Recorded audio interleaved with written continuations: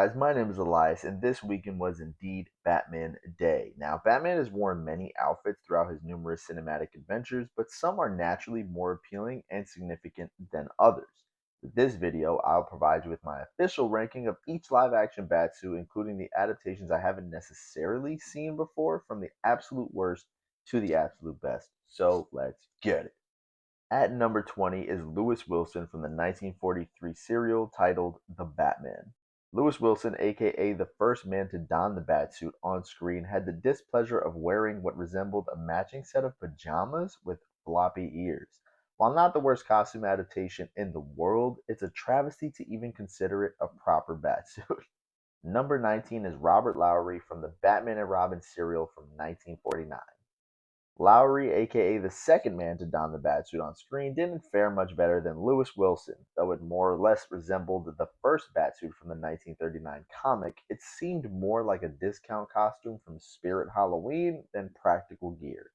At number 18 is David Mazouz from the 2019 finale of Gotham.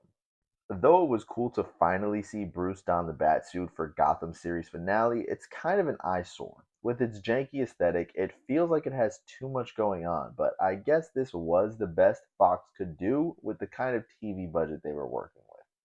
At number 17, I got Ben Affleck's blue suit from 2023's The Flash.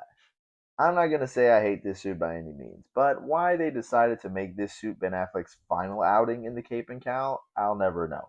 I'll always love the blue and gray color scheme the most for a Batman suit, but this thing looks so clunky that I wonder how it got past the concept art stage. Yikes. Number 16 is George Clooney's antifreeze suit from 1997's Batman and Robin. I almost put this one below Ben Affleck's blue suit, but I hold a lot of nostalgia for this plastic looking apparatus. Batman and Robin may have been a flop, but it's no secret that its main goal was to sell toys, with George Clooney's silver antifreeze suit surely driving that sentiment home. Number 15 is indeed George Clooney's chrome blue basic suit from 1997 Batman and Robin. The main reason people hated George Clooney's chrome suit was due to the blatant nipples staring back at the audience. However, take those quarter-sized areolas out of the equation, there's something endearing about an all-blue bat suit. Disregarding the accentuated butt cheeks, of course, that was so unnecessary to the point Joel Schumacher actually got made fun of about it in the 90s animated series. At number 14, I got Val Kilmer's sonar suit from Batman Forever. Whatever you think of the movie, there's no denying that Val Kilmer's sonar suit looked pretty rad, especially for the 90s. Though I can't figure out what its exact function was till this day, it still ended up looking better than anything George Clooney wore in Batman and Robin. Number 13 is Val Kilmer's basic suit from Batman Forever. The nipples are back, but this time the blacked out design of the suit at least somewhat hides them. Inspired by the gods of Greek mythology, Val Kilmer's base suit in Batman Forever is a humble homage to Keaton's run, complete with a darkened yellow bat symbol and detailed musculature. At number 12, I got Michael Keaton's suit from The Flash. Keaton's return was the best part about The Flash, and seeing the many suits he kept in the closet was fan service to the max. That being said, the one he used in battle was awesome and a dope spin on his classic duds from the 80s and 90s. I even like that it's all blacked out. I just wonder why Keaton didn't want to be able to turn his head again. Just missing the top 10 is Adam West's Batman.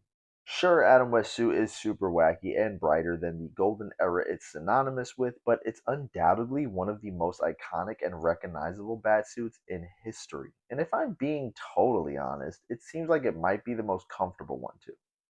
At number 10, I got Michael Keaton's suit from 1989's Batman. Michael Keaton's first Batman suit boasted a rubber exoskeleton combined with an all black aesthetic that was perfectly contrasted by a distinct yellow symbol and utility belt, making this a pragmatic look for a crime fighting vigilante of the 80s, however loose the cowl may be. Fun fact, Keaton's boots were actually Air Jordans, so you know Batman was ready to ball up at a moment's notice. Number 9 is Ben Affleck's tactical suit from Zack Snyder's Justice League. Affleck's tactical armor in ZSJL seemed to appear out of nowhere, but for me it meant that his Bruce was always tinkering with new batsuits on the low. Providing him with extreme protection, this suit can stand the wear and tear inevitable when battling an army of parademons, and although it's a bit bulkier, he at least looks like he can stand toe to toe with Darkseid's troops. Number 8 is Christian Bale's light armor in the Dark Knight trilogy.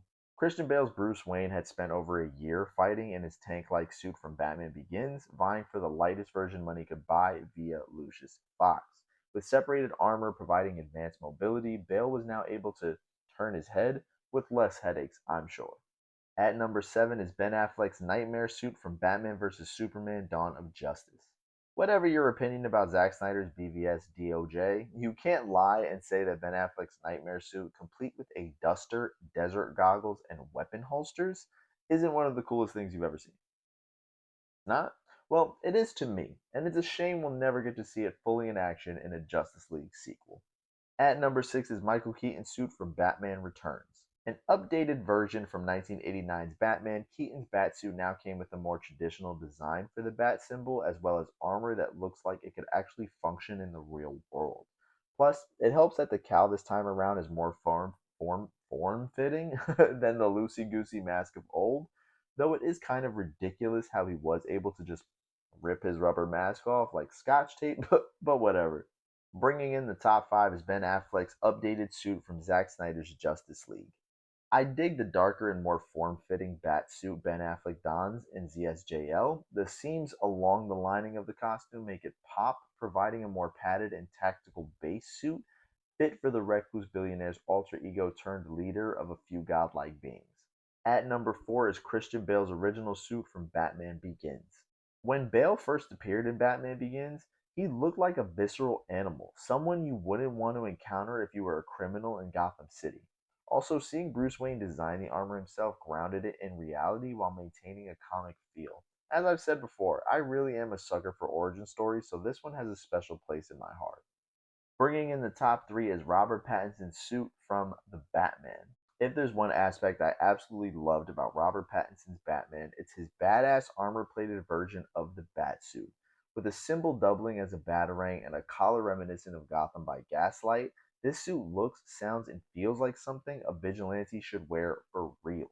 I think he personally takes too many bullets for my liking, but at least they made it make sense in the story. At number 2, I got Ben Affleck's preservation armor in BVS DOJ. Affleck's preservation armor provided him the capability of going toe to toe with the godlike Superman. Not only does it appear to be ripped straight from the pages of Frank Miller's The Dark Knight Returns, but nearly all of it was practically built without CGI. Whatever you may think of the movie, you have to admit that's pretty friggin' impressive. But of course, there could be no other. Ben Affleck's suit from BVS DOJ is literally the best Batsuit ever on screen. Affleck had the honor of donning the hands down coolest Batsuit in existence in his first DC outing. Another homage to TDKR, The Dark Knight Returns, as well as artist Jim Lee's drawings. The classic gray suit makes Affleck look like an absolute monster and someone you just wouldn't want to F with, period. But there you have it, guys. My official ranking of all 20 live action Batsuits that I know of, at least. Let me know your thoughts in the comments about my ranking, as well as what your personal ranking would be, or just give me your top 5 Batsuits and we can discuss our differences. Remember to hit that like button and share this video so that way someone can join in on the conversation too. Subscribe to my channel to keep up with my videos and follow me on all socials at Takes with Eli. But until next time, guys, take care and God bless.